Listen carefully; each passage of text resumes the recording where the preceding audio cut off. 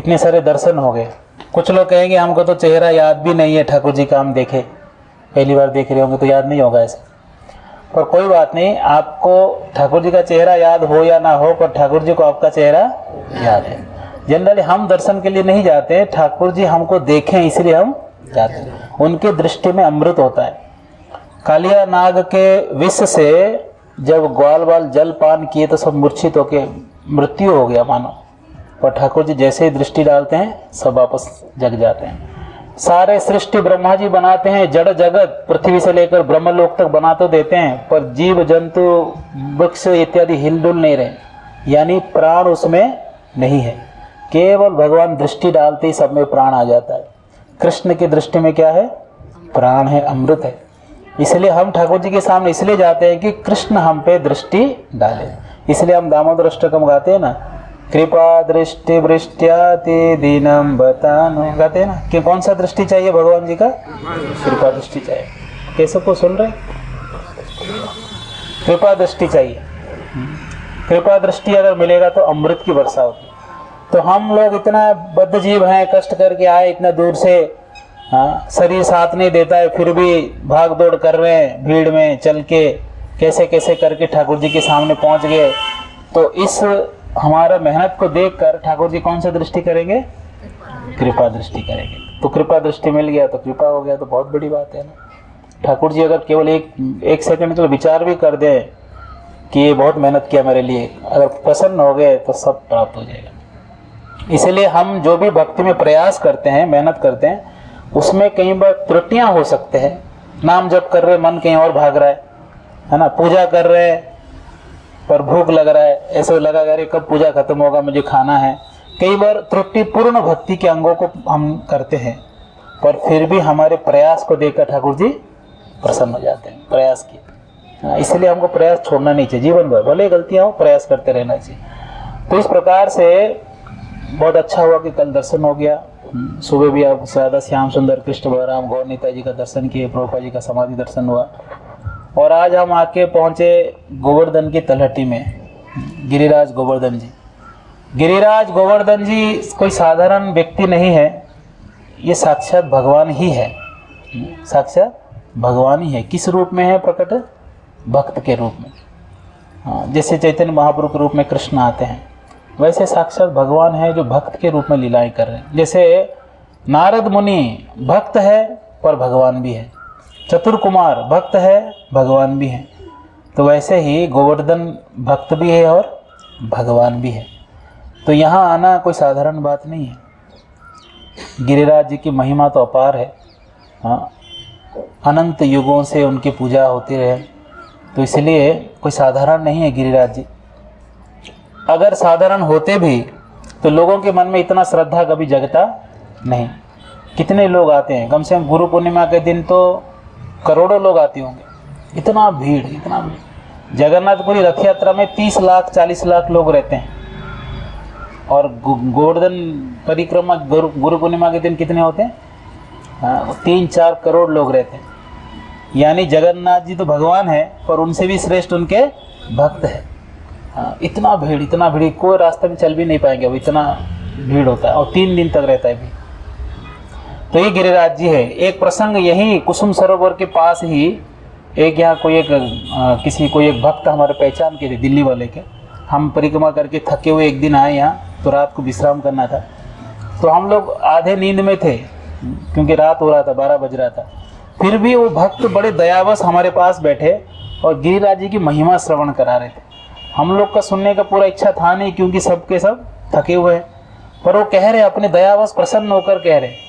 तो हम आधे सोते आधे जागते सुनते सुनते एक प्रसंग हमको याद हो गया। बहुत अच्छा लीला उन्होंने कहा था, एक बढ़िया एक भक्त की घटना। एक भक्त यहाँ पर आए थे जिनको ब्लड कैंसर हो गया था, लास्ट स्टेज। उनके पास 1-1.5 महीना बचा हुआ था। डॉक्टर कह दिया आप 1-1.5 महीने में जाओगे। तो वो भक्त ये सोचे कि चलो अगर मरना ही हो तो कहाँ मरे? गिरिराज जी में आके मरे। तो गिरिराज दंडवती परिक्रमा चालू कर दी कि दंडवती परिक्रमा करते करते यही शरीर छोड़ देंगे। तो लोग बोलते हैं दंडवती क्यों कर रहे हो? तो 1-2 दिन में भी तुम चले जाओगे, शरीर में कोई शक्ति नहीं। वो कह रहे थे कि अगर मृत्यु आनी है तो दंडवती परिक्रमा करके प्रणाम करते हुए अगर मर जाऊं तो इससे अच्छा सौभाग्य क्या हो। ऐसे तो मरना ही 1 महीने में।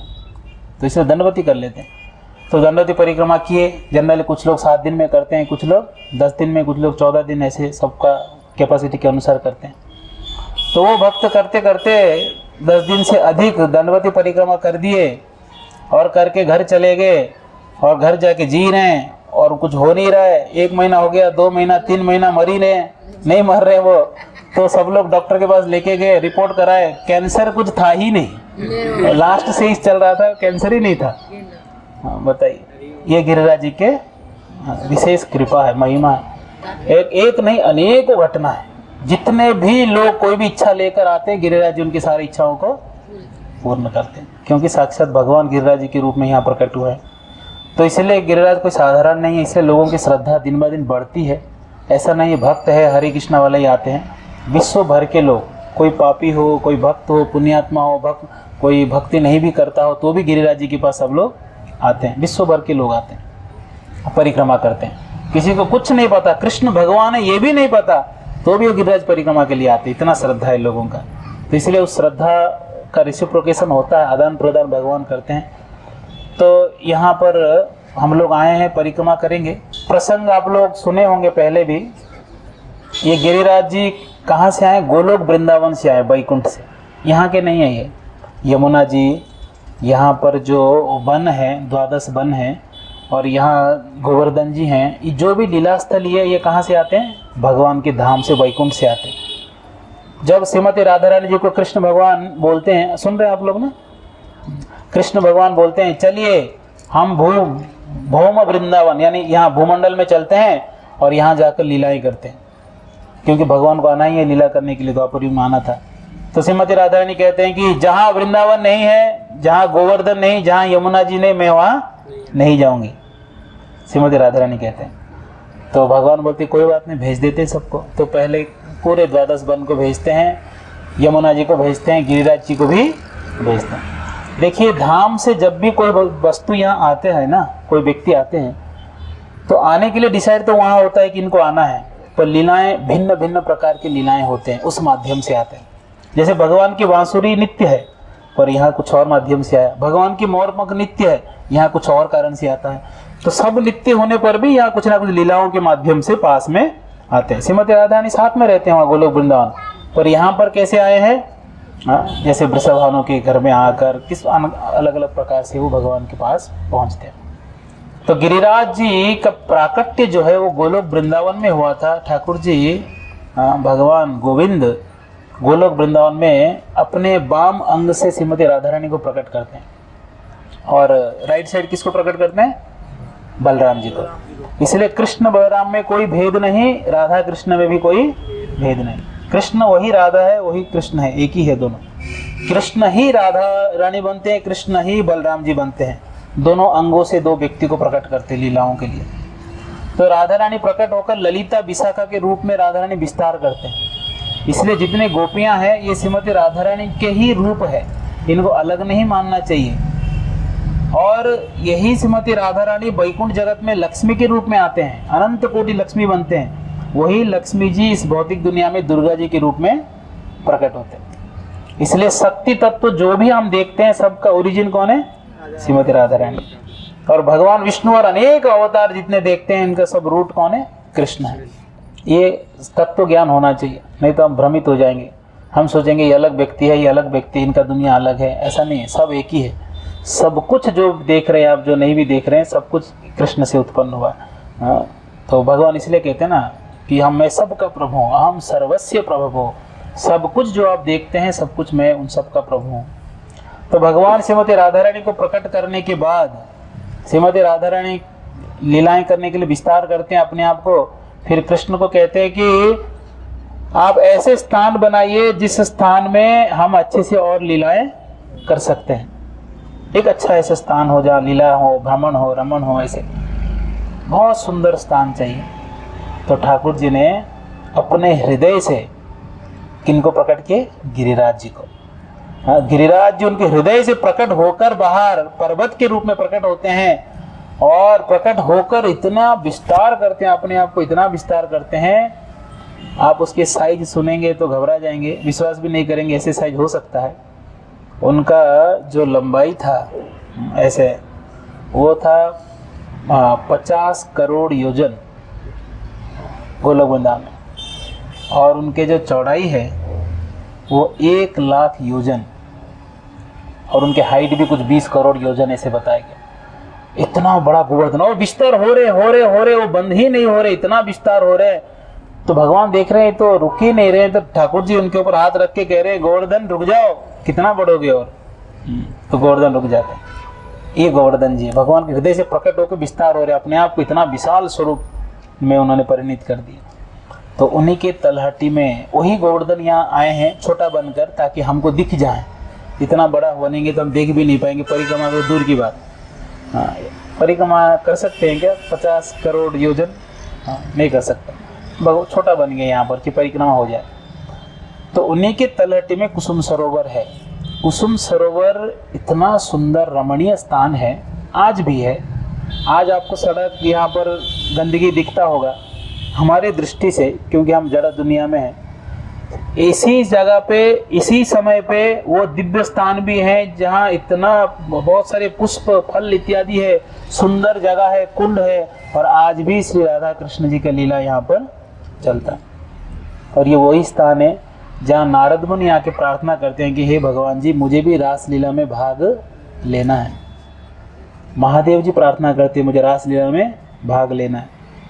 सब लोग इच्छा, लक्ष्मी जी प्रार्थना करते हैं भगवान जी से कृष्ण मुझे रासलीला में भाग दीजिए। तो भगवान कृष्ण मना करते हैं। तो लक्ष्मी जी जाकर तपस्या कर रहे हैं कोल्हापुर में, महाराष्ट्र में। अभी तक तपस्या कर रहे, रासलीला में अभी तक एंट्री नहीं मिली। और महादेव जी क्या बन जाते हैं? गोपी बन जाते हैं, और जाकर वहाँ रासलीला में भाग लेते हैं। आप वृंदावन में देखिए गोपेश्वर महादेव जी का भी आप दर्शन करते होंगे। और नारद मुनि प्रार्थना करते हैं तो इस कुंड में उनको डुबकी लगाना था, और यहाँ जैसे डुबकी लगा के उठे तो गोपी बन गए, और गोपी बन के वो भी लीला में भाग लिए। तो पूरे गोवर्धन में सबसे सुंदर स्थान भगवान की लीला के लिए वो कुसुम सरोवर है।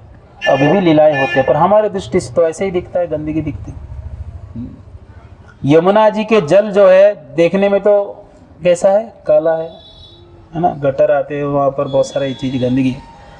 पर जैसे ही एक संत कह रहे थे, अभी भी संत विद्यमान है संसार में, वो संत कह रहे थे हम बचपन में हमारे गुरुजी 2 झापड़ बजाए, बोले गंदा कहते हो यमुना जी को, जाओ डुबकी लगाओ। जैसे ही डुबकी लगाते अंदर ऐसे बिल्कुल स्विमिंग पूल में कैसे दिखता है क्रिस्टल क्लियर, ऐसे दिख रहा था। उनको विश्वास नहीं हुआ। फिर ऊपर उठते हैं तो फिर काला काला पानी, फिर अंदर डूबते हैं बिल्कुल स्विमिंग पूल की तरह, सारे पत्थर वत्थर सब दिख रहे हैं। तब उनको समझ में आया कि अभी भी यमुना जी वही हैं जो द्वापर युग में थे, पर हमारे दृष्टि से कलयुग में कैसे दिख रहे? काला, गंदगी, ये सब दिख रहे हैं। तो इसी स्थान पे 2-2 चीजें चलते हैं, सेम प्लेस 2 पास्ट टाइम्स। ऐसे अभी हम लोग को एक दिख रहा है, एक हमको नहीं दिख रहा है। एक है ऐसे लीला, अप्रकट लीला चलता है, हमको प्रकट नहीं है सामने, पर लीलाएं अभी भी चल रहे हैं। वो लीला को क्या कहते हैं? अप्रकट लीला। हरे कृष्णा कृष्ण कृष्ण हरे हरे, हरे राम राम राम हरे हरे। नींद आ रहा है सबको? आप प्रकट में मत जाइए, प्रकट रहिए यहाँ पर। मैं पता चला आंख बंद करके स्वप्न में चले गए और स्वप्न में परिक्रमा पूर्ण हो गया। तो ठाकुर जी यहाँ लीलाएं करते हैं और गोवर्धन जी प्रकट होते हैं इस संसार में, यमुना जी प्रकट होते हैं संसार में। यमुना जी के लिए कहा गया है कि गंगा नदी तो श्रेष्ठ है ही, गंगा नदी से 1000 गुना ज्यादा श्रेष्ठ यमुना जी है। भगवान की पटरानी, चौथी पटरानी, कालिंदी के रूप में है, रहते हैं द्वारका में। वही यमुना जी, वही दिव्य है ये सब। तो इस प्रकार से गोवर्धन जी भी प्रकट होते हैं इस संसार में, सलमली द्वीप में। वहां पर द्रोण पर्वत के परिवार में उनके घर में जन्म लेते हैं। द्रोणाचल कहते हैं ना, अचल आप बार बार सुनेंगे, नीलाचल, द्रोणाचल, हेमाचल, है ना, इस प्रकार से सुने हैं ना, मंदराचल। ये अचल मतलब जो चलता नहीं है, वो क्या है? पर्वत। उसका उनका नाम द्रोण पर्वत या द्रोणाचल कह सकते हैं। तो द्रोणाचल या द्रोण पर्वत के पुत्र के रूप में प्रकट होते हैं कौन? गिरिराज। और गिरिराज जी प्रकट होते इतने सुंदर थे, इतने सुंदर और इतने मनोरम, इतने सुंदर सुंदर वृक्ष, पुष्प के वृक्ष गोवर्धन जी के ऊपर विराजमान थे। इस सुंदर दृश्य को देखकर, उनकी दिव्यता को देखकर वहाँ पुलस्त ऋषि काशी से जाकर सलमली द्वीप, जो हमारे जम्बू द्वीप के बाहर है, सलमली द्वीप में जाकर निवेदन करते हैं द्रोण पर्वत को कि आप मुझे, ये आपके गोवर्धन को मेरे साथ भेजो, आपके बच्चे को मेरे साथ भेजो। क्यों भेजना है? सुन रहे कथा आप दोनों? क्यों भेजना है? क्योंकि काशी में कोई पर्वत है नहीं, और वहां हम जैसे ऋषि तपस्या करना चाहते हैं पर कोई गुफाएं नहीं है। गोवर्धन को हमारे पास भेजो, मैं गोवर्धन के ऊपर व्यक्तिगत रूप से बैठकर भजन करूंगा, तपस्या करूंगा। तो हमको निवेदन है कि दीजिए। देखिए, पहले आप कथाएं सुने होंगे, कोई भी आया और अचानक अपने बेटे को मांग लिया, जैसे कि विश्वामित्र आकर किनको मांगते हैं? दशरथ महाराज जी को, कि बेटे को दे दो। आप लोग को सुनने में उटपटांग लगता होगा, बेटे को कैसे मांग लिया। आज भी हम देखते हैं, उड़ीसा, बंगाल इत्यादि में हम जब रहे हैं, बचपन में भी देखे हैं, कोई भी संत भिक्षु कैसे भिक्षा मांगते हो, कोई संत सन्यासी जा रहे हैं और किसी के घर में भिक्षा मांगे, भोजन कर रहे, और देखे पता चला उनके घर में 4 बेटे 5 बेटे, तो निवेदन करते थे कि एक बेटे हमको दे दो, और वो दे देते थे, लेके जाओ महाराज, संत बनाओ। या तो अपने से परिवार वाले कहते थे महाराज हमारे इतने बच्चे, एक बच्चा आप ले लो, और वो दे देते थे, वो सन्यासी बनते थे। श्रील प्रभुपाद जी भी एक किसी को बोले थे, एक व्यक्ति को, कि आपका बेटे को मुझे दे दो, मैं इसको आचार्य बनाऊंगा। और वो बाद में श्री संप्रदाय के सबसे प्रमुख सन्यासी बने। वो जो बच्चे को प्रभुपाद जी बोले थे आचार्य बनाएंगे इनको, तो ऐसे होता था। तो ऐसे ही आए और मांग लिए बेटे को दे दो, इतना श्रद्धा पहले होता था।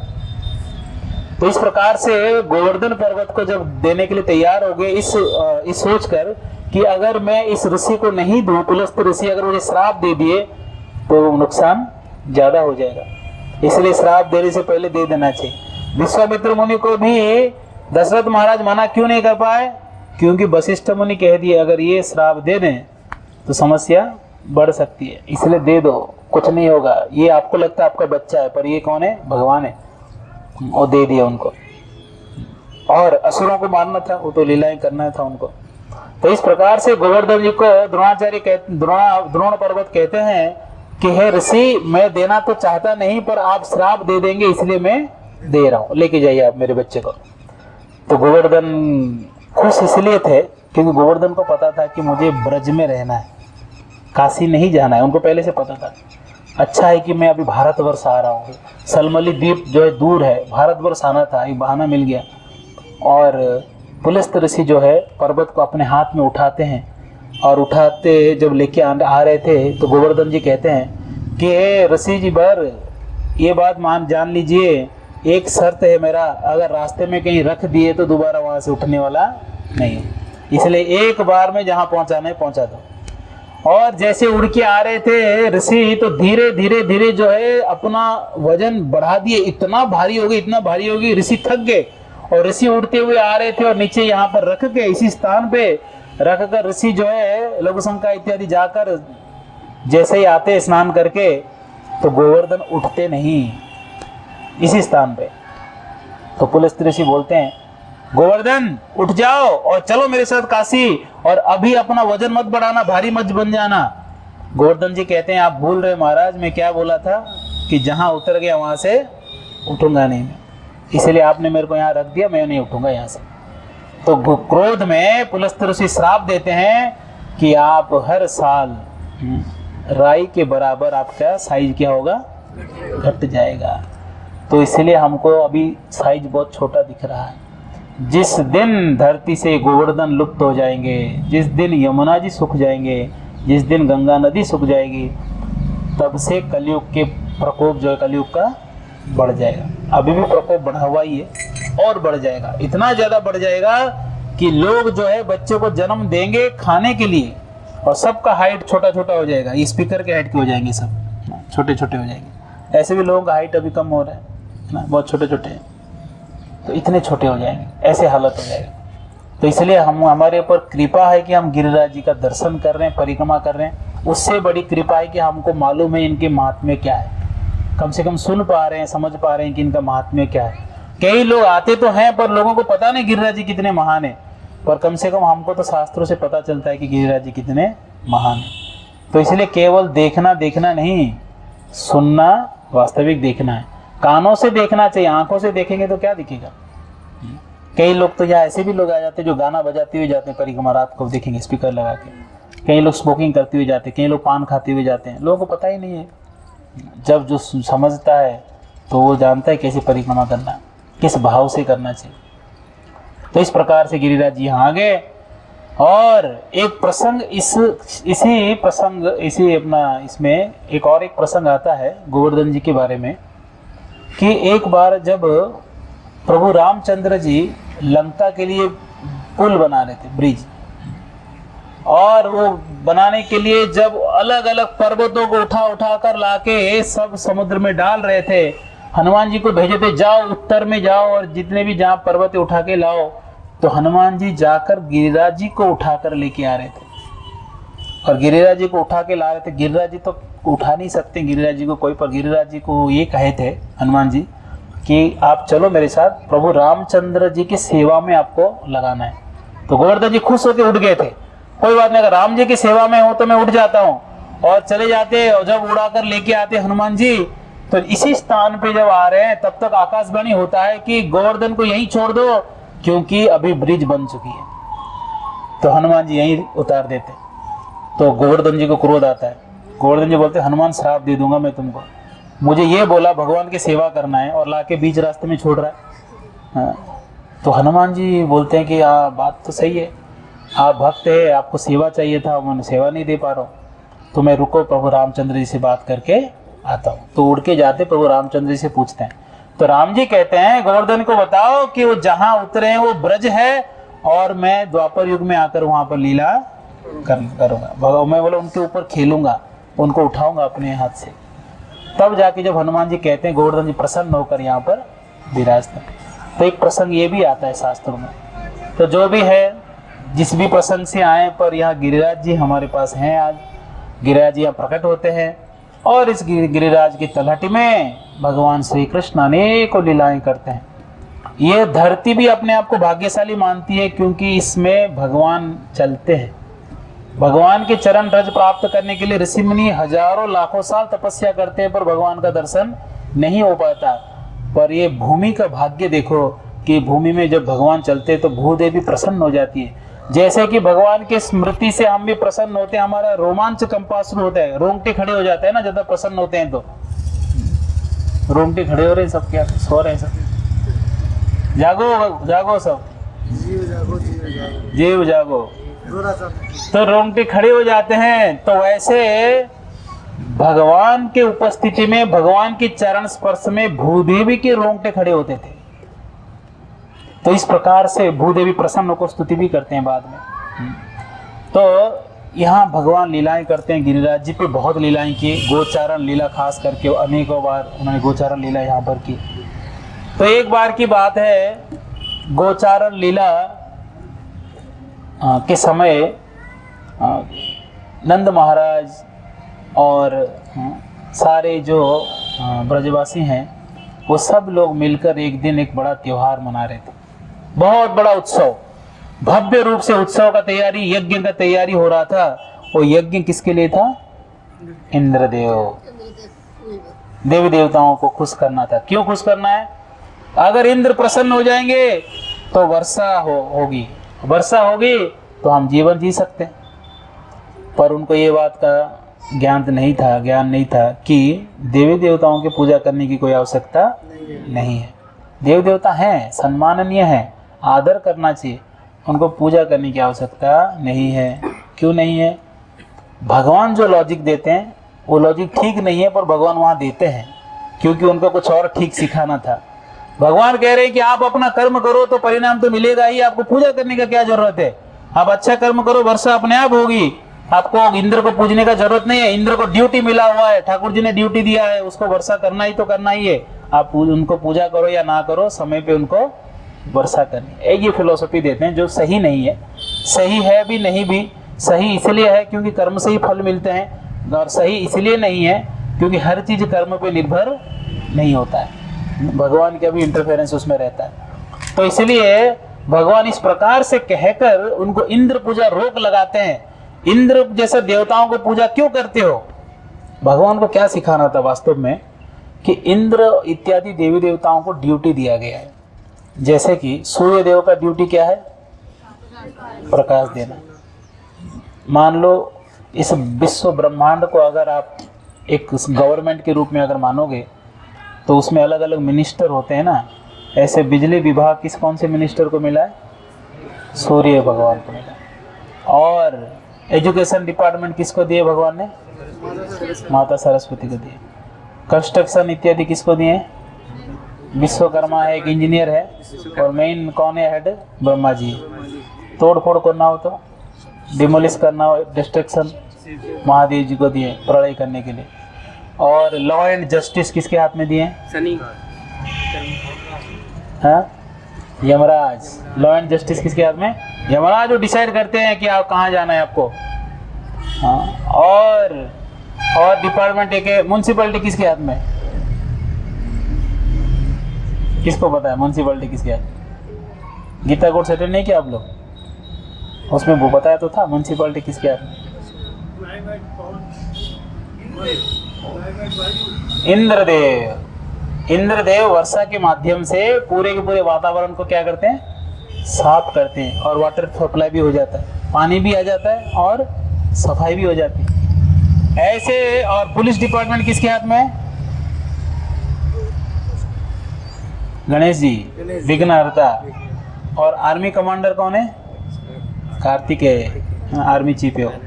तो ऐसे भगवान ने सारे डिपार्टमेंट जो है बनाकर रखे हैं। ये सारे देवता अपना काम करेंगे, आप उनको पूजा करो या मत करो, उनको कोई फर्क नहीं पड़ता। सब अपना काम। रोज टाइम पे सूर्यदेव आएंगे। हम सम्मान के लिए, उनको आदर करने के लिए जल चढ़ाते हैं, अच्छी बात है। सूर्यदेव को प्रार्थना करना चाहिए हर रोज। बट आप अगर जल नहीं चढ़ाएंगे तो ऐसा नहीं सूर्यदेव छुट्टी ले लेंगे, आज संडे है सो जाता हूँ, एक दिन छुट्टी ले ली तो गड़बड़ हो जाएगा। तो इसलिए सब देवता अपना काम करेंगे। और ये सब के मालिक कौन है? कृष्ण है। देवानाम अच्युतो तथा। सारे देवों का मालिक कौन है? कृष्ण है। निम्नगानाम यथा गंगा, देवानाम अच्युतो यथा, वैष्णवानाम यथा शंभु, पुराणानाम इदम तथा। शास्त्र में कहा गया वैष्णवों में श्रेष्ठ कौन है? शंभु, महादेव जी है। और सारे देवताओं के कौन श्रेष्ठ है? भगवान कृष्ण श्रेष्ठ है, अच्युत। और भागवतम सारे ग्रंथों में श्रेष्ठ है, पुराणों में श्रेष्ठ है। तो इस प्रकार से सब लोग इंद्र पूजा कर रहे हैं। इंद्र की पूजा की आवश्यकता नहीं है। और इंद्र भी धीरे धीरे अहंकारी बन रहा है कि मेरा पूजा हो रहा है, मैं ही भगवान हूँ, मैं सबको पानी वाटर सप्लाई करता हूँ। एक बार गांव से एक लड़का आया था। गांव से लोग आते ना शहरों में काम करने, और शहर में किसी होटल में वो वेटर था, तो पानी देता था सबको। तो गांव वाले फोन किए, बेटा क्या नौकरी लग गया? बोले मैं यहाँ वाटर सप्लाई इंचार्ज हूँ।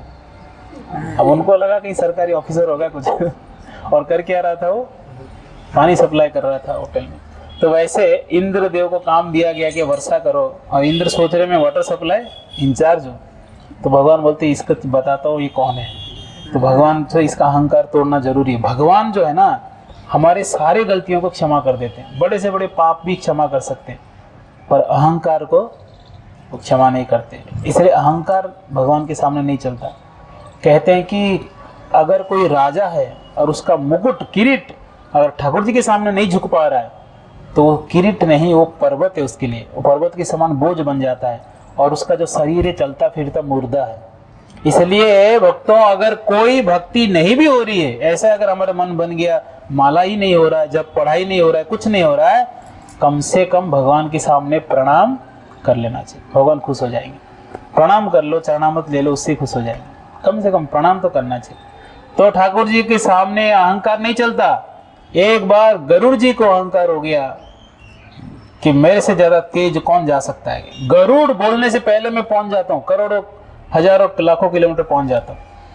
तो गरुड़ जी को ठाकुर जी कहते हैं, जगन्नाथ जी जगन्नाथपुरी में, कि गरुड़ जी थोड़ा जाओ और हनुमान जी को बुलाओ, मुझे मिलना है। तो हनुमान जी कहाँ है? किम पुरुष लोक में, बहुत दूर है यहाँ से। तो किम पुरुष लोक में जाते हैं गरुड़ जी, तुरंत पहुंच जाते हैं। हनुमान जी को कहते हैं, हनुमान जी बैठ के राम राम जप रहे हैं, और हनुमान जी को कहते हैं, हनुमान जी आपको जगन्नाथ जी बुला रहे हैं। बोलते राम जी, हनुमान जी ऐसे देखते हैं धीरे से, बोलते ठीक है मैं आ रहा हूँ, आप चलो। अरे क्या चलो, क्या बैठो, मेरे पीठ में बैठो, अभी 1 सेकंड में पहुंचाता हूँ। हनुमान जी बोले आप चलो मैं आ रहा हूँ। तो गरुड़ जी बोले बड़ा लेट कर रहा है ये। तो गरुड़ जी आ गए और मंदिर के बाहर थोड़ी देर ऐसे देख रहे हैं। अरे हनुमान जी बहुत लेट कर दिया, जाता हूँ भगवान को कंप्लेन करता हूँ। अंदर जगन्नाथ जी के पास गए तो हनुमान जी बातचीत कर रहे हैं। अरे ये कब आ गया, सबसे फास्ट मैं हूँ और ये मेरे से भी फास्ट निकला। हाँ, तो भगवान उनका अहंकार को क्या किए, नष्ट कर। सुदर्शन जी बहुत तेज है, ये गरुड़ जी, हनुमान जी, सुदर्शन जी तीनों जो है भगवान के अंतरंग भक्त है, बहुत क्लोज है, ये बहुत पावरफुल है। इस ब्रह्मांड में किसी के पास इतने पावर नहीं है कि उनसे चैलेंज कर सके। तो गरुड़ जी, हनुमान, सुदर्शन जी जो है, एक बार उनके मन में आ गया कि मेरे से तेज कोई शक्तिशाली नहीं है, तो है सुदर्शन को बोलते हैं कि जाओ हनुमान जी को बुलाओ। तो हनुमान जी के पास जाते हैं, सुदर्शन जी कहते हैं कि आओ भगवान बुला रहे हैं, जगन्नाथपुरी की बात है। तो जैसे हनुमान जी आते हैं तो सुदर्शन जी मंदिर के चारों ओर बहुत तेजी से घूमते हैं। सुदर्शना महाज्वाला कोटि सूर्य समाप्रभा, करोड़ों सूर्य के समान तेज है उनका। उनको तो ब्रह्मा जी और महादेव जी भी डरते हैं सुदर्शन जी से।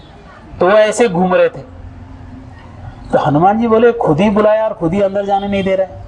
मजाक कर रहे थे एक्चुअली, वो दोनों भक्त है। तो हनुमान जी अष्टभुजा बनकर 8 हाथों से सुदर्शन घुमा रहे थे। और सुदर्शन ये देखकर शांत हो गए, बोला इनके पास भी है क्या 8 सुदर्शन, और जाओ अंदर जाओ। हाँ। तो भगवान बोले कि सुदर्शन तुम बहुत बाहर घूमते हो, इसलिए तुम चुपचाप मेरे पास बैठ जाओ। तो सुदर्शन को पहले जगन्नाथ बलदेव सुभद्रा थे, सुदर्शन लकड़ी बन के नहीं थे, उनको भी लकड़ी का मूर्ति बना के बाजू में बिठा दी। सुदर्शन दुखी हो गए, भगवान में घूमने फिरने वाला आदमी मुझे बिठाओगे तो कैसे चलेगा। तो भगवान बोलते ठीक है, दुनिया देखना हो तो मेरे मंदिर के ऊपर शिखर में सुदर्शन के रूप में रहो, और जो भी तुमको दर्शन करेगा मेरा दर्शन का लाभ मिलेगा। एक सुदर्शन ऊपर है। तो कहने का तात्पर्य है कि जब भी अहंकार आता है तो ठाकुर जी क्या करते हैं, अहंकार को नष्ट करते हैं। कोई भी हो, कितना भी बड़ा आदमी क्यों ना। एक बार महादेव जी जो है सबसे संयमी व्यक्ति, अपने पत्नी को गोद में बिठाकर भी जो भागवत कथा कह सकते हैं, इतने संयमी। तो भगवान जी एक बार लीला की मोहिनी मूर्ति के रूप में आए, और मोहिनी मूर्ति के रूप में आए, सारे देवता देखे पर महादेव जी नहीं देखे। क्या कर रहे थे महादेव जी उस टाइम पे, समुद्र मंथन के पहले विषपान कर दिए थे। तो विषपान करके वो यहाँ विष को रख के कंठ में रख के बैठकर वहाँ ऋषिकेश में बैठकर भजन कर रहे थे, भगवान के नाम जप रहे थे। विष का प्रभाव ना हो, अंदर भी ना जाए और बाहर भी ना आए, कंठ में रख के भजन कर रहे थे। तो वो देख नहीं पाए। तो बाद में लीला हो गया, सब लोग कह रहे वाह क्या स्वरूप था भगवान का, मोहिनी मूर्ति कितना सुंदर मूर्ति था, विग्रह कितने सुंदर रूप में भगवान आ गए। तो ऐसे सुनते महादेव जी पार्वती माता के साथ जाते हैं वैकुंठ में, भगवान जी के पास प्रार्थना करते हैं, भगवान प्रकट होते हैं। बोले क्या हुआ महादेव जी, आपको कैसे आना हुआ यहाँ। बोलते हैं कि मुझे आपका मोहिनी मूर्ति का दर्शन करना है। अरे संत साधु लोग क्या सुंदरता देखोगे मोहिनी मूर्ति, कोई बात नहीं, सारे अवतार देख लिया, ये बाकी रह गया। बोला ठीक है मैं आ रहा हूँ। तो भगवान जी यहाँ से गायब हो गए। तो महादेव जी बैठे हैं, पार्वती माता ही बैठे हैं। वहाँ देखिए एक बहुत सुंदर सी स्त्री जो है गेंद के साथ खेल रही थी। वो देखकर इतना सुंदर थी वो कि महादेव जी भूल गए कि पत्नी पास में, और उनके पीछे चले गए। और वो जो है मुस्कुराती हुई जा रही है, वो पीछे पीछे जा रहे हैं। और घूमते घूमते वो माता जी उन्हीं स्थानों से गई जहाँ लोग ओम नमः शिवाय जप रहे थे, उन्हीं का नाम, और उधर से महादेव जी जा रहे थे उनके पीछे। भूल गए कि वो उनका पूजा करने वाले भी हैं।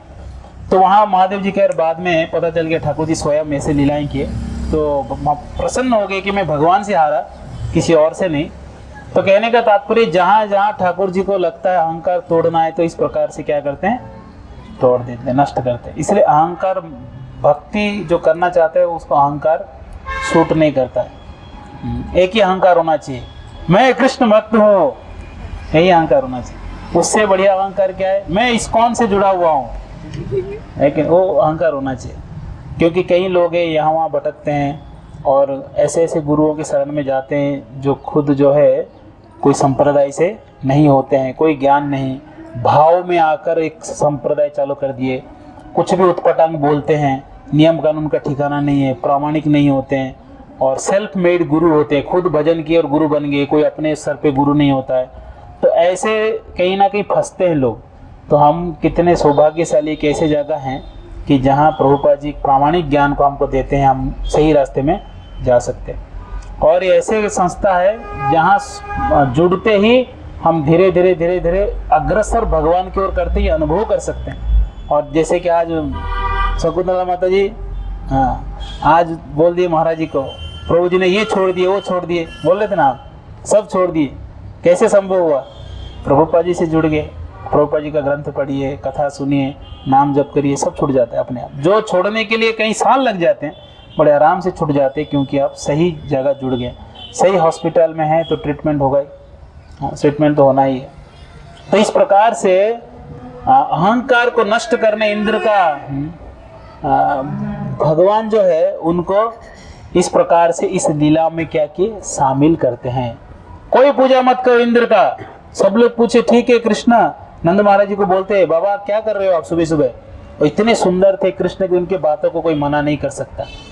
और बड़े सुंदर कृष्ण आकर कह रहे हैं, और सारे ब्रजवासी सुबह उठकर कृष्ण को ही देखते हैं, इतने आसक्त है, उनकी बातों को कौन मना कर सकता है? तो आगे कहते हैं कि नंद बाबा इंद्र को पूजा मत करो, ये देखो गिरिराज जी के तट में हम लीलाएं करते हैं, मतलब इनकी गोचारण लीला करते हैं, या इनके झरने बहुत सारे हैं, इनके पुष्प इत्यादि, गोवंश, हम वैश्य है, गोवंश का वृद्धि कहाँ हो रहा है? गोवर्धन से हो रहा है। गोवर्धन जो गो माता को उनके देखभाल में मदद करता है, गोवर्धन करता है, इसलिए इनका पूजा करिए। जो दिख रहे सामने उनका पूजा करिए, जो कभी दिखते ही नहीं उनका क्यों पूजा कर रहे हो आप? तो सब लोग बोले सही बात है, कृष्ण जो कह रहा है वो सही कह रहा है। कृष्ण एक बच्चा है, वो बड़ों को कह रहे हैं और बड़े हाँ बोल रहे हैं, क्योंकि सबका मन किस में? कृष्ण में। वो कोई लॉजिक नहीं लगा रहे कि लॉजिक के है कि नहीं। कृष्ण के संदर्भ में लॉजिक काम नहीं करता।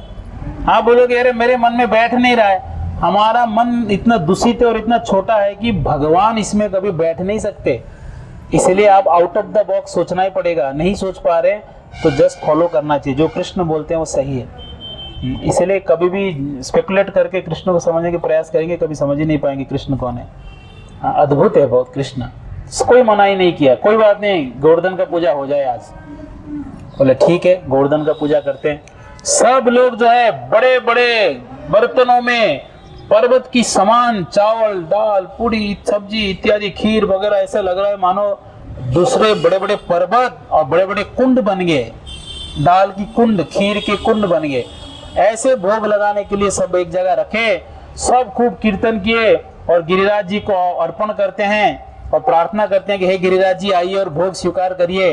और कृष्ण भी खड़े हैं, कृष्ण भी बोल रहे हैं आइए गिरिराज जी भोग स्वीकार करिए। तो कृष्ण ही गोवर्धन के रूप में प्रकट हो जाते हैं और सबको दर्शन भी देते हैं। सब लोग को कृष्ण ही बोलते हैं, देखो देखो गिरिराज जी प्रकट हो गए। सब लोग उधर देख रहे, ये भी थोड़ा कृष्ण जैसा ही दिख रहा है, इधर देख रहे कृष्ण खड़े, उधर देख रहे कृष्ण खड़े, और सबके सब भोग को खा लेते, सारे जितने भोग है सब खा लेते। गिरिराज जी बहुत बड़े तो सब खा ली, तो भगवान तो सब खा लेंगे तो खत्म हो गया। तो क्या कर रहे, और मांग रहे हैं, और लाओ आनी और आनी और आनी और, एक जगह आनी और करके मिलेगा आपको, और लाओ और लेके आए, फिर से भोग बनाए, फिर से खा लिए सब। तो बाद में सोचे अगर मैं ही खा लूं तो ये बेचारे इतना मेहनत कर रहे, सुबह से इनको भूखा रहना पड़ेगा, इसलिए कृपावश सारे की सारे चीजें वापस प्रसाद के रूप में दे दिए। इसलिए भगवान खाते हैं आप जो भोग लगाते हो, पर खाकर वापस प्रसाद दोबारा रिटर्न कर देते हैं। कभी ये मत सोचना भोग तो लगाए भगवान खाए नहीं होंगे। कितने लोग भोग लगाते हो घर पे? सब लगाते हैं भोग। खाते हैं आप लोग के घर में भगवान? नहीं खाते हैं, खाते हैं, वापस उसको एज इट इज दे देते हैं, खाते भी हैं और वापस दे भी देते हैं। एक बार जगन्नाथपुरी में अंग्रेज लोग जो है पंडों को पूछते हैं आप लोग भोग लगाते हो, खाते हैं आपके जगन्नाथ जी, या ऐसे ही भोग लगाते हो? पंडे बोलते खाते हैं। तो उन्होंने क्या किया, बड़े सुंदर 10-10 किलो के लड्डू लाए, ड्राई फ्रूट से सजा के बहुत अच्छे, और बोलते इनको भोग लगाओ, हम देखते हैं आपके जगन्नाथ जी खाते हैं कि नहीं। भोग लगा के ले आए, वैसे ही सुंदर लग रहे हैं, जैसे सजाए थे वैसे ही है। दिखाए लोग लड्डू, 3 लड्डू थे। बोलते अरे लड्डू वैसे के वैसे है, कहाँ खाए आपके जगन्नाथ जी? तो पंडे बोलते वजन करो एक बार। तो वजन किए तो 2-2 किलो गायब था, 8-8 किलो के लड्डू थे। हाँ बिल्कुल कोई टूटा हुआ नहीं, खरोच भी नहीं, लड्डू में 2-2 किलो गायब। तो इसलिए भगवान खाते हैं और भक्तों को दोबारा खिलाते हैं, हाँ वापस दे देते हैं। सबके घर में भगवान जो प्रेम से खिलाएगा तो खाते हैं, अगर आप प्रेम से नहीं खिलाएंगे आप ये सोचेंगे भगवान क्या है, एक मशीन है जो भोग को प्रसाद बनाते हैं। अगर ये माय मेंटेलिटी है, अरे भोग डायरेक्ट खा लेंगे पाप लगेगा, चलो मशीन में डाल दो इधर से प्रसाद निकलेगा, ये विचार है तो भगवान नहीं खाने वाले। अब ये सोच रहे हैं कि हमारे भगवान को खिलाना है, इस भाव से खिलाएंगे तो भगवान जरूर खाएंगे। प्रेम से खिलाना चाहिए। तो प्रेम से खिलाने का अर्थ क्या है? जैसे अंकित प्रभु है ना, अब उनके घर में उनके माता पिता सब भोग बनाएंगे ये लोग, और जो भी बनाएं और खुद खा लेंगे और इसको कड़ी शक्कर खिलाएंगे। फिर शाम को सब पेट भर के खा लेंगे दाल बाटी और इसको दूध पिलाएंगे, तो प्रेम दिखेगा आपके प्रति? ये गाली दे के भाग जाएगा, बोले ऐसे घर में नहीं रहो। हाँ, ये लोग मुझे कड़ी शक्कर दूध पिला रहे और खुद पेट भर भर के खा रहे। तो इसलिए घर में जो आपके भगवान है वो भी आपके संतान की तरह आपके घर में है। उनको आप स्नान कराना है, वस्त्र पहनाना है, आरती करना है, भोग लगाना है। वो बच्चा है और बैठ गया घर पे, तो उनको देखभाल करने का जिम्मेदारी किसका है? हम लोगों का है। अगर ये भाव से आप घर में भगवान को नहीं रखते हैं तो घर में मूर्ति लेके आना ही नहीं चाहिए। अगर घर में गोपाल जी आ गए हैं तो आपको देखभाल कैसे करना है? बच्चे की तरह करना है। आप कल कथा सुने मदन मोहन जी का, सदन और मदन। मदन साक्षात भगवान है और सदन उनका दूसरा, उनका जो बेटा था, पर दोनों खेल कूद करते थे, दोनों को समान वो भोग लगाती थी, दोनों खाते थे। इतना प्रेम करती थी कृष्ण से कि मूर्ति बन के भी रहते थे और बच्चे बन के खेलते भी थे। हम लोग के घर में क्यों नहीं खेल रहे? क्योंकि हम लोग उनको कड़ी शक्कर खिलाते हैं और खुद क्या खाते हैं? दाल रोटी खीर पूरी सब खा लेते हैं, और उनको रात को दूध पिला देते हैं और हम पेट भर के खा लेते हैं। और वहाँ अल्टर में थोड़ा कड़ी शक्कर है, आधे चीटी खा जाते हैं। भगवान देख रहे हैं, चीटी भी लेके जा रहे हैं आधा मेरे पास और बोलते हम तो कृष्ण से बहुत प्रेम करते, कृष्ण के बिना नहीं रह सकते। और हमारे लिए बहुत बड़ा महल बनाते हैं और कृष्ण का अल्टर छोटा सा डब्बा होता है उसमें, और उसमें भी इतने सिंदूर लगा के इतना गंदा करके रखते हैं कि देखने लायक नहीं होता। आपको लगता है भगवान बैठे होंगे वहाँ? कभी नहीं बैठेंगे ऐसी जगह। वो परम पवित्र है, वैसे गंदगी में क्यों बैठेंगे? इसलिए हमारे भक्तों के घरों में जाइए आप, जो इस्कॉन से जुड़े हैं, जो भक्ति सीख रहे हैं, उनके घरों में अल्टर बहुत बड़े बड़े होते हैं। जैसे हमारा सेंटर में ऐसे अल्टर लोगों के घरों में होता है, और वैसे बहुत अच्छे से पूजा करते हैं, भोग लगाते हैं। जो भी कुछ खाएंगे, जो बनेगा उनके किचन में, वो पहले भगवान खाएंगे। आप बोलेंगे लहसुन प्याज तो भोग लगता नहीं है, तो हम कहते हैं कि क्यों बनाते हो जो भगवान नहीं खाएंगे? पर आपके घर में आपका बेटा बोल देगा कि मुझे ये नहीं खाना है, तो आप अलग से बना के खाओगे क्या? आप बोलेंगे हमारा बच्चा नहीं खा रहा, हम क्या खाएंगे? तो वैसे तो कृष्ण कह रहे हैं हमको नहीं खाना है लहसुन प्याज, तो आप जबरदस्ती क्यों खा रहे हैं? नहीं खाना है, वो कृष्ण ही नहीं खा रहे। आप ये नहीं कह रहे खिचड़ी बना के खाओ, फीका फीका खाओ, नमक मत डालो, मसाला मत डालो। आप तो पनीर सब्जी बनाओ, 56 भोग बनाओ, हम क्या मना कर रहे हैं? आप तो स्वादिष्ट प्रसाद बनाओ, भरपूर बनाओ, पर उसमें एक चीज नहीं डालना है। वो क्या है? लहसुन प्याज मत डालो। लेकिन एक बार एक घर में गया था मैं, माधोपुर की बात है, नया नया आया था, तब 1-2 साल हुआ था। तो एक के घर में गया, मिल रहा था, बात कर रहा था, गलती से वो चाय बना दिए। घर में आते हैं कोई आया चाय बना दिए और चाय ला के दिए। मैंने बोला हम चाय नहीं पीते, आपको पता ही है। प्रभु जी अभी तो बना दिया, फेंक नहीं सकते, पी लो, आज पी लो, कल से छोड़ देना और मुझे समझा रहे कि आज पी लो, कल से चाय छोड़ दो मैंने बोला नहीं, चाय फेंक दो, मत पियो, चाय अच्छा नहीं। अभी वो चाय छोड़ दिए, सब 16 वाला करते उनके घर में, चाय भी छोड़ दी, सब लहसुन प्याज सब छोड़ दिए। तो इसीलिए हम लोग जहाँ जहाँ जाते हैं घरों में, तो लोगों के सारे चाय सब कुछ छूट जाता है। तो कई लोग है छोड़ देते हैं। एक फैमिली है जिनके घर में एक बार बुलाए थे, बोले प्रभु जी भोजन करिए, भारत में होता है भोजन कराते हैं। हम लहसुन प्याज नहीं खाते, आपके घर में आप लोग खाते हैं, हम नहीं खाएंगे। केवल ये बात को सुन के उन्होंने लहसुन प्याज उसी दिन छोड़ दिए। बोले जिस घर में संत साधुओं को भोजन नहीं करा सकते, ऐसे जगह ऐसे किचन में कुकिंग भी क्यों होगा? बोले आज से सब बंद। ऐसे लोग हैं। और आप इस्कॉन में प्रसाद लीजिए, इस्कॉन में प्रसाद का जो स्वाद है, कभी राजभोग खाइए श्याम सुंदर जी का, आपके घरों में आप 1000 बार प्रयास करिए, ऐसे स्वाद नहीं मिलेगा। अब इस्कॉन में जो खिचड़ी बनता है वो घर में बना सकते हैं? ऐसे स्वाद बना सकते हैं? कभी नहीं बना सकते आप। हमारे सेंटर में भी जो बनता है वो घरों में नहीं बनता है। इसलिए हम देखते हैं इस्कॉन में बड़े बड़े धनी लोग जिनको खाने की कोई कमी नहीं है, पर वो आके इस्कॉन में लाइन में खड़े होकर खिचड़ी 1-2 ना खाते हैं। कई बार हम पूछते हैं अरे आप लोग को तो होटल में खा सकते हो, 5 स्टार होटल में, यहाँ क्यों लाइन लगे? बोले प्रभु जी खिचड़ी का स्वाद जो है वो घरों में नहीं बनती। तो इसलिए भगवान खाते हैं। आप प्रेम से भोग लगाएंगे तो खाएंगे, आप प्रेम से भोग नहीं लगाएंगे, फॉर्मेलिटी करेंगे, सुबह उठ के स्नान करके भोग बनाना चाहिए और बिना नहाए किचन में घूम रहे हैं, तो उस घर से कुछ खाएंगे भगवान? नहीं। कोई देवता भी नहीं खाएंगे, आप कितना भी पूजा पाठ कर लो। जो व्यक्ति बिना स्नान के भोजन बनाता है उस घर में कोई देवता भी पानी पीने नहीं आएंगे। आपको मालूम है इस संसार में देवता केवल घी स्वीकार करते हैं, गाय का जो घी है वो पवित्र मानते हैं, इसलिए इस संसार में स्वीकार करते हैं। तो इसलिए हम अगर ऐसे अपवित्र रहेंगे तो क्या स्वीकार करेंगे। जिस घर में कुत्ते पालते हैं उस घर में देवता भी देखते नहीं उस घर की ओर, ये दशा है। तो हमारी स्थिति खराब है, हमको सुधार कर भगवत भक्ति करना चाहिए। केवल नाम जप करूंगा शुद्ध हो जाऊंगा ऐसे नहीं, विधि विधान का थोड़ा बहुत पालन करेंगे तो भगवान प्रसन्न होंगे। पवित्र रहना बहुत अच्छी बात है। जैसे अन्न वैसे मन, आप शुद्ध अन्न भोजन करिए तो मन धीरे धीरे शुद्ध हो जाता है। समय लगता है, कभी 10 साल लग जाता है, कभी 20 साल लग जाएगा, कभी 3 जन्म भी लग सकते हैं। कोई बात नहीं, करोड़ों जन्मों से यहाँ भटक रहे हैं, कुत्ता बिल्ली सुअर बन के आए हैं, 2-3 जन्म और सही। पर प्रभुपाद जी बोलते हैं वो भी रिस्क नहीं लेना चाहिए, एक ही जन्म में शुद्ध होकर चला जाना चाहिए। क्यों 2 जन्म और, जिस दिन पता चला उसी दिन सुधर देना चाहिए। तो प्रयास करते रहना चाहिए, भले जीवन लग जाए कोई दिक्कत नहीं।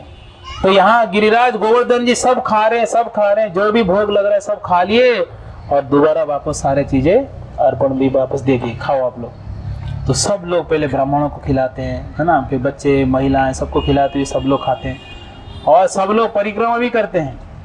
सब लोग गिरिराज महाराज जी का जय जयकार करते हुए बड़े प्रसन्न होकर भगवान इंट्रोड्यूस कराते हैं, परिक्रमा करो। तो गिरिराज परिक्रमा पहला कौन किए, पहले परिक्रमा कौन किए, भगवान स्वयं की। तो इसलिए हम लोग कर रहे हैं, जो भगवान कर रहे हैं आज हम वही कर रहे हैं। तो सब लोगों को लेकर परिक्रमा करते हैं। कुछ लोग चल के करते हैं, जो नहीं चल पाएंगे वो बैलगाड़ी में बैठकर परिक्रमा करते हैं। तो अभी बैलगाड़ी तो यहाँ है नहीं, तो रिक्शा में बैठ जाएंगे हम लोग, वही बैलगाड़ी समझ लीजिए आप लोग। तो सब लोग परिक्रमा करते हैं, खूब परिक्रमा, बड़े आनंद से गिरिराज जी का गुणगान करते हुए परिक्रमा करते हैं। और पहला गोवर्धन जी के ऊपर लेक्चर कौन दिए थे, भगवान कृष्ण दिए थे, गोवर्धन जी का गुणगान। पहला परिक्रमा भी वही किए थे, पहला भोग अर्पण भी वही किए थे। तो गोवर्धन जी का इंट्रोडक्शन कौन किया है, भगवान की है। भगवान ही इनका पहला इंट्रोडक्शन कराते हैं। तो इस प्रकार से बढ़िया परिक्रमा हो गया, कीर्तन हो गया, प्रसाद हो गया। सब कुछ होने के बाद इंद्र जी को जब खबर मिलता है, अरे यहाँ तो कुछ गड़बड़ है, मेरा पूजा छोड़कर ये लोग किसके कर रहे हैं, पत्थर की पूजा कर रहे हैं, एक पर्वत की पूजा कर रहे हैं। मूर्ख हो गए ये लोग, मेरे कृपा से इतना वर्षा होता है यहाँ पर, क्या कर रहे हैं लोग। तो इंद्र जी, जबकि इंद्र जी भी भगवान के भक्त है, इंद्र जी भी भगवान के भक्त है, जब भी बुलाते भगवान आ जाते हैं अवतार लेके, जब भी दुविधाएं आते हैं बचाने के लिए आते हैं। यहाँ तक कि इंद्र को रक्षा करने के लिए उपेंद्र वन के 52 देव प्रकट हो जाते हैं। तो इंद्र को बहुत प्रेम करते हैं भगवान। और यहाँ भगवान के इस व्यवहार को देखकर इंद्र भी भ्रमित हो जाते हैं कि ये छोटे से बालक के बातों में आ गए ये लोग, अब मैं दिखाता हूँ मैं कौन हूँ। तो उन्होंने वर्षा कराते, बड़े भयंकर ऐसे वर्षा होती है कि मानो प्रलय आ गया हो। अलग अलग प्रकार के बादल होते हैं, अलग अलग कार्य के लिए अलग अलग प्रकार के बारिश होते हैं। तो ये जो संवर्धक बादल है, ये प्रलय के समय पे ये वर्षा होती है। ऐसे इस खंबे के समान एक एक बूंद पानी गिरता है। वो जो बाहर बूंद गिरते हैं ना बारिश में, झेल सकते हो आप, ऐसे झेल सकते हैं, ऐसे पानी गिरा तो छतरी भी काम में नहीं आएगा, रेन कोट तो भूल जाओ। तो वहाँ ऐसे बारिश हुआ कि पूरा जो है सब कुछ डूबने लगा ब्रज में। तो ऐसे भयंकर बारिश जब हुआ, सब प्रलय जैसे होने लगा, हाहाकार मच गया। तो भगवान बोले कि मेरे वजह से आप लोग को कष्ट हुआ, तो मैं ही आप लोग को इस कष्ट से उद्धार करूंगा। यानी पूरे ब्रज लीला में आप देखो, ठाकुर जी एक ही बात बताते हैं, जो मुझे प्रेम करते हैं और मेरे लिए जो रिस्क लेते हैं, उनको बचाने का भी काम किसका है, मेरा ही। तो हर जगह बचाते हैं। तो इसीलिए कभी डरना नहीं चाहिए, भगवान की सेवा में रिस्क लेने में कभी पीछे नहीं हटना चाहिए। अरे हम रिस्क ले लेंगे क्या होगा, जैसे हमारे कुलदीप वो बोल रहे थे, 50 लोगों को यात्रा लेके जाएंगे, कैसे संभालेंगे। बोले भगवान संभालेंगे, हम क्या संभालेंगे, भगवान संभालेंगे। 1-2 लोगों को साथ में लेके जाएंगे, लोग परेशान हो जाते हैं। और 50 ऐसे लोग हैं जो सबका मन अलग अलग है, सबको लेकर, और उसमें आधे जवान है जो आगे भागते हैं और आधे जो है आगे नहीं भाग पाते, और सबको लेकर साथ चलना, वो भी भीड़ में, तो थोड़ा बहुत तकलीफ होता है। पर सबसे ज़्यादा प्रेशर किसको रहता है, जो लेके आया हो। तो कुलदीप वो अपना व्यापार छोड़कर, कपड़े का व्यापार है उनका, फिर भी वो छोड़कर आके हम लोग का मेहनत कर रहे हैं। तो बहुत बहुत धन्यवाद है उनका, टेंशन ले रहे हो और सारा बोझ लेकर आ गए। कौन रिस्क लेंगे तो कौन बचाएगा? जिनके लिए रिस्क ले रहे हैं वही बचाएंगे। भगवान के लिए रिस्क लेना ही चाहिए। देखिए, भगवान सबसे ज्यादा प्रेम उसको करते जो उनके लिए रिस्क लेना चाहते, और रिस्क नहीं लेंगे बड़े आराम से। जैसे कि यमुना नदी के जलपान करके आधे तो मृत्यु हो गया था, भगवान दृष्टि से जगा दिए, पर कालियानाग के सामने उधर भगवान कालियानाग अपने शरीर से जकड़ लिया था कृष्ण को। कृष्ण वहां मूर्छित होने के नाटक कर रहे हैं जैसे कि मर गए हो, और यहाँ ब्रजवासियों का जो हाल था, सब दौड़ के यमुना के अंदर जाके बचाने के लिए जा रहे थे। यशोदा मैया तो दौड़ रही थी, ये भूल गई कि वो जहरीला पानी स्पर्श करते मैं भी मर जाऊंगी। अपना मृत्यु का चिंता किए बिना जो दौड़ रहे थे उसको कहते हैं प्रेम। और हम जैसे मॉडर्न भक्त होते तो कृष्ण को वहां बेहोश होते देख के सेल्फी लेते बोले सेल्फी ले लो, अभी कृष्ण वहां लेटे हुए या तो अगर प्रेम दिखाते तो कोसों दूर में पेड़ के नीचे छुप के बोलते भगवान बहुत प्रेम है आपसे, पर माफ करना, वहां तक नहीं जा सकता मैं। तो प्रेम क्या है? मर जाएंगे कोई बात नहीं, कृष्ण को कुछ नहीं होना चाहिए। तो जो भगवान के प्रचार के लिए रिस्क लेता है, भगवान के सेवा में रिस्क लेता है, वास्तविक प्रेम वही करता है कि नहीं? तो ऐसा जैसे कि कोई माँ बेटे को बोलती है बेटा सामान उठा दो थोड़ा, बेटा बोलते माँ सामान तो नहीं उठाऊंगा, बस प्रेम बहुत है आपसे। तो कैसा बेटा है वो जो सामान ही नहीं उठा सकता? तो भगवान से प्रेम है तो रिस्क लेना है, बड़े बड़े रिस्क लेना है। प्रभुपाद जी तो विदेश जाकर रिस्क लेते हैं, 70 साल की आयु में रिस्क ले लेते हैं। हम लोग तो इतना 70 साल आयु तो हुआ नहीं, और इतना बड़ा रिस्क कह भी नहीं रहे कि आप जाओ अमेरिका में सेंटर खोल के आओ तो छोटे छोटे रिस्क तो ले लेना चाहिए, वो बाकी बचाने के लिए भगवान है। आप कूद जाओ, भगवान पकड़ेंगे, कूदेंगे नहीं तो पकड़ेंगे कैसे हो? और उनको भी चाहिए कि कोई मेरे लिए कुछ करे और मैं रेसिप्रोकेशन करूँ। वो वेट कर रहे हैं कि मैं क्या करूँ इनके लिए। आप जितना भगवान के लिए भागेंगे ना, उतना ज्यादा भगवान के आदान प्रदान अनुभव कर सकते हैं। हर कदम में अनुभव करेंगे कि कृष्ण यहाँ साथ दे रहे हैं। कुछ करेंगे ही नहीं तो अनुभव कैसे करेंगे? फिर बोलेंगे भगवान कहाँ दिखाओ। तो प्रभुपाद जी कोई बोलता है भगवान कहाँ दिखाओ, प्रभुपाद जी बोलते तुम्हारे पिता तुम्हारा नौकर थोड़ी है कि अभी आ जाएंगे। प्रोसेस होता है उसका ना, क्योंकि प्रोसेस में जाओ भगवान दिखेंगे, हर कदम में भगवान दिखेंगे। तो ऐसे ठाकुर जी बचाने के लिए जाते हैं और गिरिराज जी को उठाते हैं, अपने बाएं हाथ में छोटी उंगली से उठाते हैं। 7 दिन 7 रात तक बोलो राधा गिरिधारी भगवान की जय, महाराज की जय। 7 दिन 7 रात तक उठाते हैं। और ऐसा नहीं है कि गिरिराज जी को पता नहीं था कि अचानक भगवान आगे उठाने के लिए। गिरिराज जी इतने प्रसन्न थे, प्रसन्न होकर जैसे बोलते हैं प्रसन्न हो जाएंगे तो शरीर पुलकित हो जाता है, और गिरिराज जी इतने प्रसन्न होकर पुलकित हो रहे थे और उनके साइज इतना बढ़ा दिए कि स्वर्ग के देवता भी देख पा रहे थे गिरिराज जी को। और उनके पर्वत के ऊपर सुंदर सुंदर पुष्पों की वृक्षों को देखकर, जो पुष्पों की वृक्ष स्वर्ग में भी उपलब्ध नहीं है, और देवताओं को शर्म आ रहा था कि हमसे अच्छे पुष्प के वृक्ष कहाँ है? गोवर्धन पे। ऐसे वो अपने आप को बना दिए, इतने सुंदर, इतने प्रसन्न हो गए गिरिराज जी। और प्रसन्न होकर जैसे कि सोचो बहुत दिन से बहुत बड़ा पत्थर कहीं पर है, आप अगर उठाएंगे उसके नीचे मिट्टी कैसे होता है? कीड़े मकोड़े होते हैं, गंदा होते हैं, खड़े भी नहीं हो सकते। पर यहाँ इतना बड़ा पर्वत को उठाया जा रहा है, तो ऐसा नहीं है कि गोवर्धन के नीचे गंदगी था, मिट्टी था, कीड़े थे और कोई जा नहीं पाए। गोवर्धन जी पहले से ऐसे सजा के रखे थे कि मानो उनको पहले से पता था यहाँ पिकनिक होने वाला है, 7 दिन का पार्टी होने वाला है और वो उठा दिए। बिल्कुल सुंदर रमणीय स्थान, सब लोग आ जाते हैं, सारे ब्रजवासी उसके नीचे आ जाते हैं। और गिरिराज जी इसको 7 दिन 7 रात तक कृष्ण उठा के पकड़ते हैं। और कहीं ग्वाल वाल ये सोच रहे हैं कि ये बच्चा अकेला उठा कैसे पाएगा, तो अपने अपने छड़ी लगा रहे थे ऐसे कि हम भी उठा लेंगे। उनको कितना चिंता है, वो भूल गए कि भगवान है, अब अपना छड़ी लगा रहे हैं कि अरे भगवान, अरे कृष्ण अकेला नहीं उठा पाओगे, हम भी हेल्प कर रहे हैं। जब बाद में कृष्ण कहते हैं मैं भगवान हूँ, गोवर्धन उठाया था, बच्चे कहते अरे हम लकड़ी लगाई थी, नहीं तो तुम गिर जाता, वो नहीं उठा पाते। तो ये है, वो मानते ही नहीं भगवान है, कितना भी कुछ लीलाएं कर ले उनको स्वीकार नहीं करते। इतना प्रेम है कि ऐश्वर्य छुप जाता है, इतना प्रेम है। तो वहाँ 7 दिन 7 रात जो है, सारे ब्रजवासियों को एक अच्छा मौका मिला। जो गोपियां कृष्ण सुबह गाय बछड़े चराने जाते थे तो ये घर के कामकाज बंद करके घर के सामने आके द्वार से कृष्ण को देखते थे, मुस्कुराते थे। और कोई भाग्यशाली गोपी है तो कृष्ण उनकी ओर एक बार देख लेते थे, ऐसे देखते नहीं थे सबकी ओर। तो कोई भाग्यशाली एक बार एक नजर डाले, वो बेहोश हो जाती थी वही कि आज मेरी ओर देख ली। तो ये कृष्ण है जो सुंदर, इतने सुंदर थे कि सारे के सारे गोपियां देखते थे और वो जाते थे। जब गोधूली से जब कृष्ण अदृश्य हो जाते थे तब वो अपने घरों में कामकाज के लिए जाते थे। इतना प्रेम था।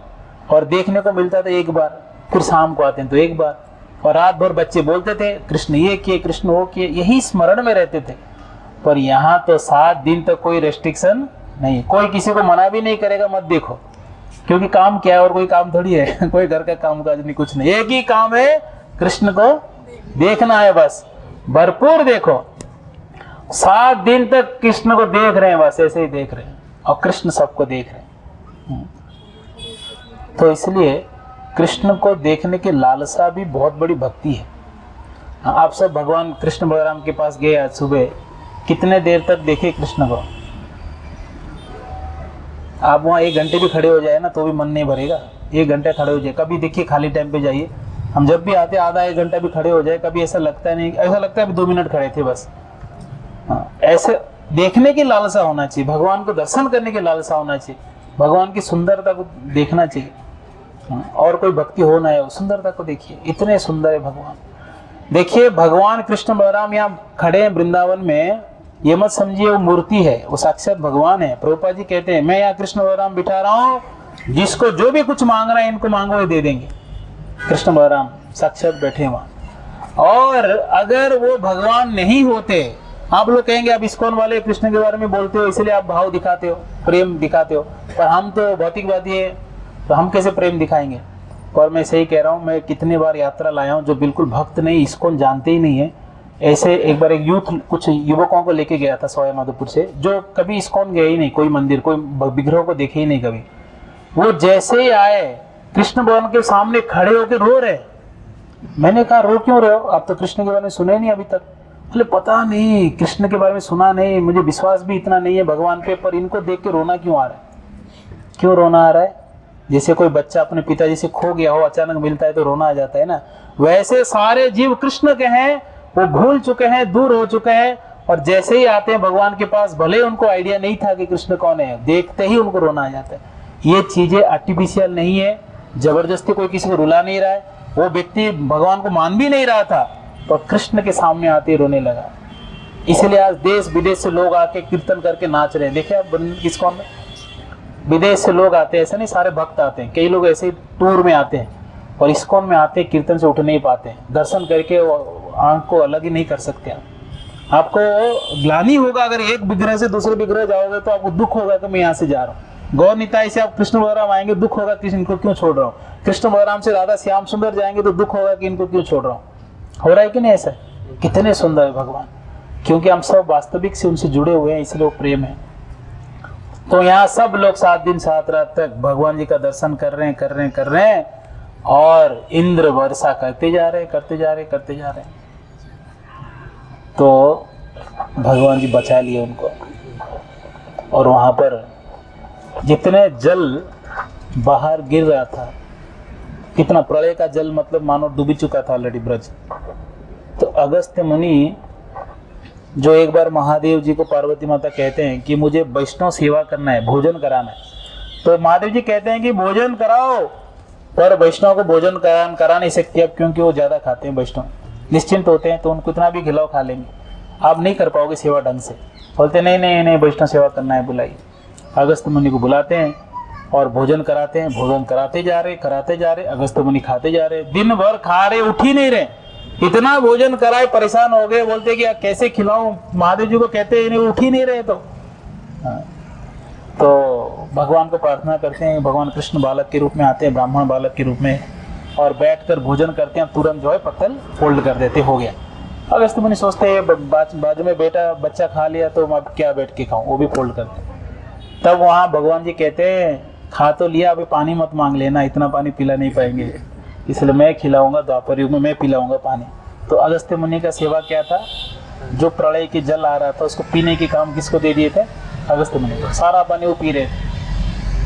तो इस प्रकार से ठाकुर जी ने अद्भुत लीला किए, और वहां इंद्रदेव को पता चला 7 दिन 7 रात हो गया, यहाँ पर तो कुछ हो नहीं रहा है इनको, तब उनको होश आया कि ये तो साक्षात भगवान जी है, और वो आते हैं क्षमा मांगने पर, अकेले आएंगे तो हिम्मत नहीं है सामने आने का, इसलिए सामने सुरभि गाय को लेकर आते हैं, पीछे पीछे हाथ जोड़ के भगवान क्षमा कर दीजिए। वो क्षमा मांगे तो भगवान क्षमा कर भी दिए, पर ब्रह्म विमोह लीला में ब्रह्मा जी क्षमा मांगे, भगवान देख भी नहीं रहे थे उनकी ओर। परम पूज्य राधा गोविंद गोस्वामी महाराज कहते हैं प्रवचनों में, तो ब्रह्मा जी जब वो स्तुति कर रहे थे तो भगवान ये सोच रहे थे ये कहाँ 4 सर वाला कीड़ा आके बड़बड़ कर रहा है इधर। भगवान के सामने हम सब कीड़े ही तो है, जीव है सब। तो इस प्रकार से ब्रह्मा जी को क्षमा नहीं किए। ब्रह्मा जी रोते हुए चरण अभिषेक करते हैं, परिक्रमा करते हैं, स्तुति करते हैं और चले भी जाते हैं, पर भगवान देखते भी नहीं उनकी ओर। और इंद्र के घटना में देखते हैं कि इंद्र को क्षमा कर देते हैं। क्या कारण था? क्योंकि ब्रह्मा जी ने भक्तों को कृष्ण से दूर किया और इंद्र के वजह से सारे ब्रजवासी, सारे भक्त भगवान के नजदीक आ गए, पास आ गए। इसलिए भक्तों, अगर हम भक्ति करें तो बढ़िया है, अगर नहीं कर पाते हैं तो भी कम से कम किसी भक्त को भगवान से दूर नहीं करना चाहिए। कई बार कुछ लोग का आदत होता है निंदा करने का, थोड़ा सा कहीं गलती देखे 10 लोग के सामने बोले बिना उनको पछता नहीं है, तो बोलेंगे ये ऐसे हो गया, ऐसे हो गया, ऐसे हो गया। वो खुद भक्त बन नहीं रहे हैं, जो भक्त बन रहे हैं उनका दिमाग खराब करके कृष्ण से दूर कर देते हैं। ये गलती मत करिएगा। आपसे भक्ति नहीं होता है तो आप प्रयास करिए, थोड़ा पीछे हो जाइए, पर जो भक्ति कर रहा है उनका श्रद्धा को तोड़ना नहीं चाहिए। जिसका जो श्रद्धा है वो श्रद्धा रहने दो, वो श्रद्धा से कृष्ण के पास आया है उसको आगे बढ़ने दो। कृष्ण से दूर मत करो। हमारे व्यवहार, हमारे बातचीत, हमारा कोई भी ऐसा नहीं होना चाहिए कोई कृष्ण से दूर हो जाए। कृष्ण की ओर आने चाहिए लोग। एक शिक्षा ये है। दूसरी शिक्षा ये है कि हम अपने प्रयासों से हमेशा लोगों को कृष्ण के पास लेके आने के लिए प्रयत्नशील होना चाहिए। इसलिए हम बार बार कहते हैं, मैंने कल परसों भी कहा था सेंटर में, कि प्रचार करो। हर एक व्यक्ति को ये इच्छा होनी चाहिए कि मैं और लोगों को कृष्ण के पास लेके आऊंगा। बिना प्रचार किए भक्ति का 100% स्वाद आप नहीं चख सकते। 50% भजन करने में है, 50% जो आनंद है वो प्रचार में। तो इसलिए प्रचार करना चाहिए सबको। प्रचार का अर्थ ये नहीं प्रवचन देना प्रचार है। आप अपने बातचीत करते हुए भी अगर 10 लोगों को मंदिर लेके आ गए, भगवान से जोड़ दिए, तो भी प्रचार है। आप घर में प्रसाद बना के अगर लोगों को प्रसाद भी बांट रहे हैं तो भी प्रचार है। और आपको भगवान के पास दर्शन कराने लोगों को लेके आ रहे तो भी प्रचार है। सब कुछ प्रचार है। जिस आपके कार्यों से अगर लोग कृष्ण के नजदीक आ रहे तो सब क्या है? प्रचार है। प्रवचन देना उसमें से एक छोटा सा अंग है। प्रवचन देना प्रचार का एक छोटा सा अंग है। अगर आप प्रोग्राम हो रहा है, कुकिंग कर रहे हैं तो भी प्रचार है। आप साफ सफाई कर रहे हैं, लोग आएंगे सत्संग में, वो भी प्रचार है।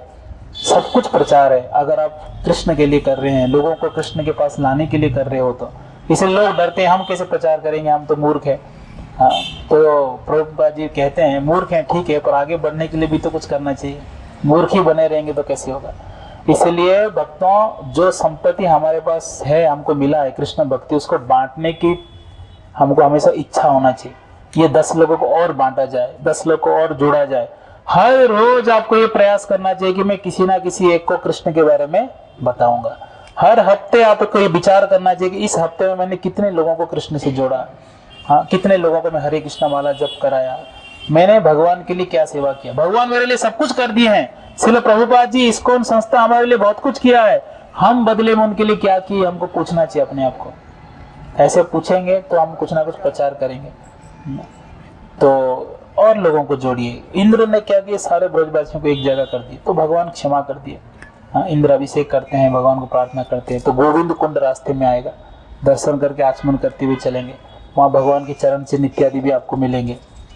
और सुरभि माता भी इसका लाभ लेते हुए उन्होंने भी अभिषेक किया, तो सुरभि कुंड भी मिलेगा आगे। हाँ, गोविंद कुंड के थोड़ा आगे जाएंगे तो लेफ्ट में अंदर सुरभि कुंड है। जनरली लोग जाते नहीं है, तो वहाँ भी चलेंगे। तो इस प्रकार से ठाकुर जी ये गोवर्धन लीला बहुत बढ़िया लीला उन्होंने किया। 7 दिन तक भगवान गोवर्धन को धारण किए, अद्भुत लीला है। गोवर्धन लीला जो गिरिधारी है ये बहुत दयालु है। क्यों दयालु है? क्योंकि सबको शरण में लिए हैं। इसमें कोई छोटा बड़ा योग्य अयोग्य नहीं, सबको शरण में लेते हैं। इसलिए हम गिरिधारी भगवान को प्रार्थना करते हैं कि हम जैसे बद्ध जीवों को भी आप अपने शरण में लीजिए और रक्षा करिए। तो इस प्रकार से हम आज गोवर्धन परिक्रमा करेंगे बड़े भक्ति भाव से। गिरिराज जी हरिदास वर्य, हरिदासों में भगवान के सेवकों में श्रेष्ठ माने जाते हैं, भगवान के सबसे प्रिय माने जाते हैं और भगवान के धाम से आए हैं तो भगवत स्वरूप ही मान लीजिए। इसलिए गिरिराज जी पे कभी भी हम कदम नहीं रखते। हम परिक्रमा करेंगे, एक जगह ऐसे भी आता है जो गिरिराज जी से थोड़ा ऊपर से जाता है, तो वहां नहीं जाते हम लोग। हम वैष्णव कभी गिरिराज पे चरण पर अपना पैर नहीं रखते। और गिरिराज शिला पूजा करने की महात्म्य बहुत है। प्रभुपाद जी कई जगह महात्म्य लिखते हैं गिरिराज शिला पूजा करनी चाहिए, और गिरिराज शिला लाने के लिए प्रेरणा कभी नहीं देते। और कहीं भी ये मेंशन नहीं किए प्रभुपाद जी की गिरिराज शिला लेके आओ। कई बार भक्त लोग पूछे प्रभुपाद जी गिरिराज शिला लाए, प्रभुपाद जी डिस्करेज किए, कभी बोले ही नहीं कि लेके आओ। गिरिराज जी से कोई शिला लेके नहीं जाना है। हाँ, अगर एक शिला, कोई एक भक्त ऐसे भी कह रहे थे, बोलते जितना आप अपने गुरु की आज्ञा से ले सकते हो, अगर गुरु आज्ञा दे तो वो भी जितना वजन का शिला लोगे उतने वजन का सोना देना पड़ेगा वहां पर। छोटा सा भी लोगे तो दिवाला निकल जाएगा। एक माता जी मेरे को भी बोल रही थी इस चीज के लिए कि ब्रजरज के लिए भी कि ब्रजरज लेके आते नहीं जाना चाहिए, ब्रजरज भी नहीं जाना है। एक कीड़ा भी अगर ब्रज से बाहर चला गया उसका परिणाम आपको मिलेगा। हम नहीं लेते कभी भी ब्रजरज। एक बार तिरुपति से एक भक्त नीचे उतर रहे थे लंच बॉक्स लेके, वहाँ पूजा करते थे, तो नीचे जब उतरे तो उनके टिफिन में तिरुपति के कुछ चीटी होते हैं, चीटियाँ आ गए थे। तो आधी रास्ते में उतरने के बाद जब वो देखते हैं भोजन करने तो उसमें चीटियाँ आ गए, और ढक्कन बंद के वापस गए ऊपर, सारे चीटियों को झाड़ कर फिर आए, पहाड़ चढ़ के फिर गए। 4000 सीढ़ियाँ आजकल, पहले सीढ़ियाँ भी नहीं थे। तो कोई पूछते हैं कि क्यों आप वापस आए, चीटियाँ तो वहीं झाड़ देते। बोले कि धाम वासियों को मैं धाम से अलग करने का अधिकार मेरे पास नहीं है, इसलिए ऐसा ना यहाँ से जेब भर के मिट्टी ले लिया, जेब भर के वो ले लिया, ऐसा कोई जरूरत नहीं। यहाँ प्रणाम करिए, लाभ लीजिए और जाइए, फिर जब चाहिए तो फिर से आ जाइए आप यहाँ, है ना, फिर से चरण धूलि लेने के लिए। तो यहाँ से उठा के खाली मत करिए धाम को। तो आपको अगर इतना ब्रजरज चाहिए तो तुलसी महारानी जहाँ कुंड लगाए ना, उनके चरण से धूल माथे पे लगाइए, वृंदावन के लाभ मिलेगा आपको। तो इस प्रकार से गिरिराज जी की शिला नहीं लेना चाहिए कभी भी, है ना। हमको अगर हमारे गुरु हमको बोले हैं गिरिराज का पूजा करो, शिला लो, वो अलग विषय है। गुरु बोलना यानी भगवान के बोलने के बराबर है। उसके बिना हमको एक पद शिला भी छूना नहीं चाहिए। हमको प्रणाम कर सकते, लेके जाने की सोचना नहीं चाहिए। तो अभी गई घटना, हमारे बादलपुर के माता पिता कह रहे थे, कोई एक व्यक्ति हमारे उधर खंडार साइड के, वो गिरिराज शिला लेके चले गए थे पूजा करने, और उनको ऐसे दस्त हुआ, ऐसे हालत हुआ कि 10-15 दिन परेशान हो गए। तो उनके गुरुजी को पूछे, गुरुजी ऐसे हाल कैसे हो गया? बोले क्या अपराध किया है? बोले कुछ नहीं किया, मैं तो गिरिराज शिला लेके आया हूँ। बोले जहाँ से ला वहीं रख दे। तो जहाँ जिस दिन रखे उसी दिन उनका तबीयत ठीक हो गया। तो बिना पूछे ऐसे उठा के नहीं लेके जाना चाहिए। तो गिरिराज जी को प्रार्थना करिए। अभी जैसे कि राधा कुंड कृष्ण प्रेम के द्रवीभूत अवस्था है, ऐसे कृष्ण प्रेम के जो कठिन अवस्था क्या है? गोवर्धन जी। राधा कुंड कृष्ण प्रेम के तरल अवस्था है और कठिन अवस्था क्या है? गोवर्धन जी है। इसलिए ये कोई भिन्न नहीं है कृष्ण प्रेम से। तो इनके शिला में प्रणाम करना, उनको परिक्रमा करना, आदर करना, हाँ बहुत जरूरी है। पूजा करना, परिक्रमा भी एक पूजा है। तो इसीलिए हम सब अभी परिक्रमा करेंगे ऑटो से, क्योंकि हमारे पास टाइम ज्यादा है नहीं। जय गिरिराज गोवर्धन जी की जय, श्रील प्रभुपाद की जय, निताय गौर प्रेमानंदे।